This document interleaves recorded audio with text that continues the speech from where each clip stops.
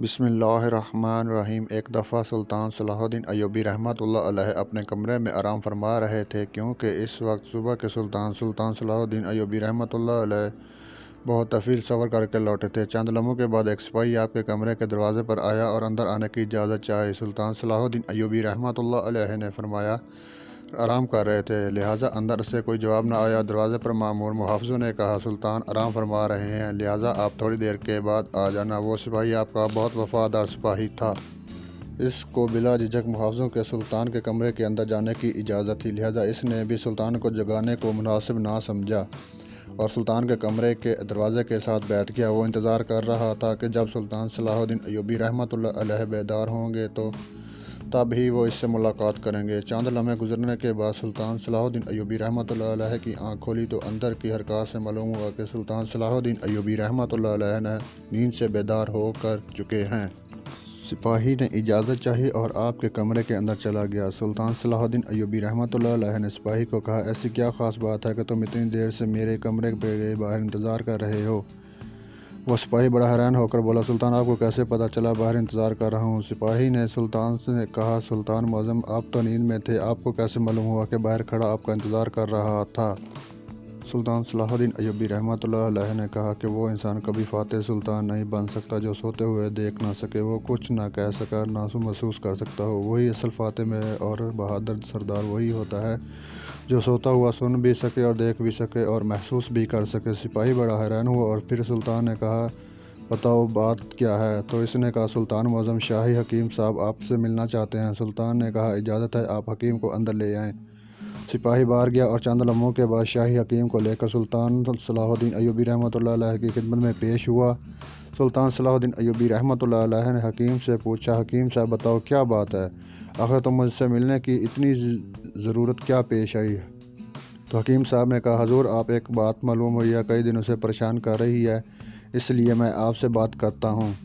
سلطان صلاح الدین ایوبی رحمۃ اللہ علیہ نے اس سے پوچھا بتاؤ کون سی بات ہے؟ تو اس نے کہا سلطان معظم میرے حکیم خانے میں میری بہت سارے شاگردوں میں سے ایک شاگرد جو ایک خاتون ہے اور یہودی مذہب سے تعلق رکھتی ہے، اور لیکن اس نے اسلام کے بارے میں بہت کچھ پڑھا ہے اور اسلام کے بارے میں بہت کچھ سیکھا ہے، لیکن چند ایک سوال ہیں جس کی وجہ سے وہ ابھی تک مسلمان نہیں ہوئی۔ وہ جانتی ہے کہ مسلمان ایک سوال کا جواب میرے پاس نہیں ہے جس کی وجہ سے وہ ابھی تک مسلمان نہیں ہوئی۔ سلطان صلاح الدین ایوبی رحمۃ اللہ علیہ نے مسکرا کر کہا سلطان کے حکیم تمہیں ایک سوال کا جواب نہیں آیا، بتاؤ وہ کون سا سوال ہے؟ یہ اس عورت کا ایمان لانے کے درمیان رکاوٹ بنا ہوا ہے۔ تو حکیم صاحب نے کہا سلطان معظم وہ خاتون کہتی ہے کہ آخر مسلمان خنزیر کا گوشت کیوں نہیں کھاتے؟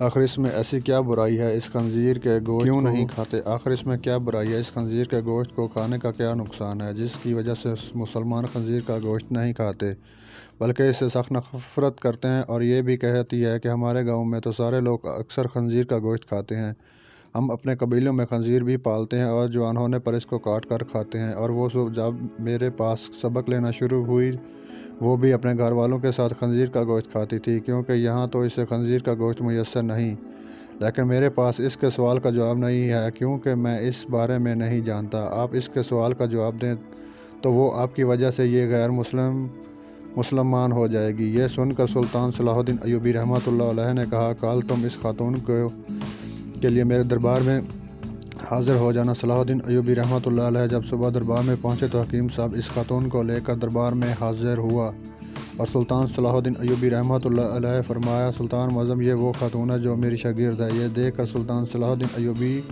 نے عورت کو کہا بتاؤ خاتون تمہارا کیا سوال ہے؟ تو اس عورت نے کہا سلطان معظم میں نے اسلام کے بارے میں بہت کچھ پڑھا ہے، بہت کچھ سیکھا ہے، حتیٰ کہ میں اس جگہ پر آ کھڑی ہوئی ہوں کہ میں اسلام قبول کر لوں، لیکن اس ایک بات جو مجھے اسلام قبول نہیں کر سے روک رہی ہے وہ یہ ہے کہ اسلام خنزیر کا گوشت کھانے سے کیوں منع کرتا ہے، حتیٰ کہ یہ تو ہماری سب سے پسندیدہ خوراک ہے۔ میں نے ہر جگہ دیکھا ہے کہ اسلام نے جس چیز کے بارے میں منع کیا ہے وہاں کی دلیل ملی ہے، لیکن اس خنزیر کے گوشت کے بارے میں مجھے ابھی تک کوئی مضبوط دلیل نہیں ملی۔ میں بائبل کو پڑھا اور بائبل میں بھی خنزیر کا گوشت کھانے سے منع نہیں کیا گیا، لیکن آخر اسلام کیوں منع کرتا ہے؟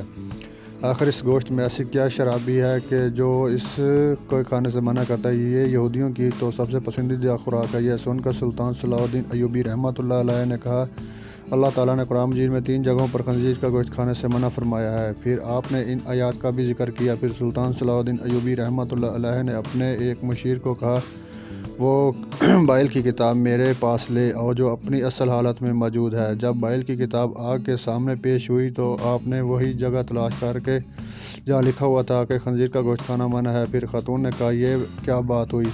जो मेरे पास किताब है इसमें तो वाज़ेह लिखा हुआ है कि खंजीर का गोश्त खाना मना नहीं है।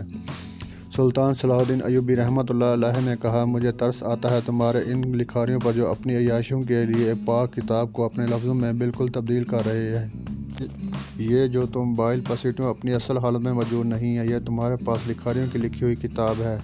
फिर सुल्तान सलाहुद्दीन अय्यूबी रहमतुल्लाह अलैह ने कहा, फरमाया, ये तो मैंने किताब इस सारे साबित किया है खंजीर का गोश्त खाना मना है। फिर आप मैं तुम्हें साइंसी लिहाज से भी मालूम करके दूंगा। फिर सुल्तान सलाहुद्दीन अय्यूबी रहमतुल्लाह अलैह ने इस खातून को हुक्म दिया, खंजीर का गोश्त पका कर सुबह मेरे दरबार में ले आना। वो खातून सुल्तान के सिपाहियों के साथ जंगल में गई, एक सूर का शिकार किया और अगली सुबह इसका गोश्त पका कर सुल्तान अय्यूबी रहमतुल्लाह अलैह के सामने ले आई। सुल्तान ने इस गोश्त को कराहत से देखते हुए इस खातून को कहा, अब इसके पके हुए गोश्त में से एक बोटी को छुरी के साथ 2 हिस्से करो। जब खातून खंजीर की बोटी के 2 हिस्से किए तो इसके दरमियान में से गोश्त कच्चा था। सुल्तान ने कहा, ए खातून, क्या तुमने इस गोश्त को अच्छी तरह पकाया नहीं? तो इस खातून ने कहा, नहीं मुअज़्ज़म, मैंने तो इसे बहुत अच्छी तरह पकाया। तो सुल्तान सलाहुद्दीन अय्यूबी ने कहा, तुम्हारी समझ में मेरी बात ज़रूर आ जाएगी, ये हराम गोश्त है। चाहे तुम जितना भी अच्छी तरह पका लो, अगर ये एक चाहे तो इसको आग कितनी ही तपश दो, लेकिन यह पूरी तरह पकता नहीं है, बल्कि यह दरमियान में कच्चा रह जाता है, और जब यह तुम्हारे पेट के अंदर जाता है तो बहुत सारी बीमारियों का सबब बनता है। इसलिए इस्लाम ने इसको खाने से मना किया है। आप खुद एक हकीम है, आप खुद देखें, जो चीज़ कच्ची हो आपके पेट के अंदर चली जाए वो जाकर कितनी ख़राबियाँ पैदा कर सकती है। फिर सुल्तान सलाहुद्दीन अय्यूबी रहमतुल्लाह अलैह ने इस खातून को कहा, आपको सूर के बारे में मैं कुछ और बताना चाहता हूँ। फिर सुल्तान सलाहुद्दीन अय्यूबी ने यह सूरज जिस जगह रहता है इससे अपने गिर्द हत्ता के इंसानों की भी गंदगी को खाता है। इसको अक्सर खुराक बहुत गलीज़ होती है। ये बात है कि सूर वाहिद बेशरम जानवर जब इसकी मादी यानी इसकी बीवी के साथ जब कोई दूसरा सूर जिनसी तल्लुकात कायम करता है तो ये खुश होता है और फ़ख्र महसूस करता है। ये वाहिद जानवर है जिसमें इतनी ज़्यादा बेशर्मी भरी हुई है कि आप खुद देखें कि ऐसे जानवर का जब आप गोश्त खाएंगे तो जिसकी बुनियाद गलाज़त से भरी हुई हो तो वो तुम्हें क्या फ़ायदा देगा। यह बात सुनकर खातून सलाहुद्दीन अय्यूबी रहमतुल्लाह अलैह के सामने झुक गई और कहा, सुल्तान मुअज़्ज़म, आप मुझे अपनी ही ज़बान से कलमा पढ़ाएं। सुल्तान सलाहुद्दीन अय्यूबी रहमतुल्लाह अलैह ने औरत को कलमा पढ़ाया और तमाम दरबारियों में अल्लाहु अकबर के नारे बुलंद हो गए। अगर दोस्तों आपको मेरी कहानी अच्छी लगे तो प्लीज़ मेरे यूट्यूब चैनल को सब्सक्राइब करें और लाइक फॉलो भी करें। अल्लाह हाफ़िज़।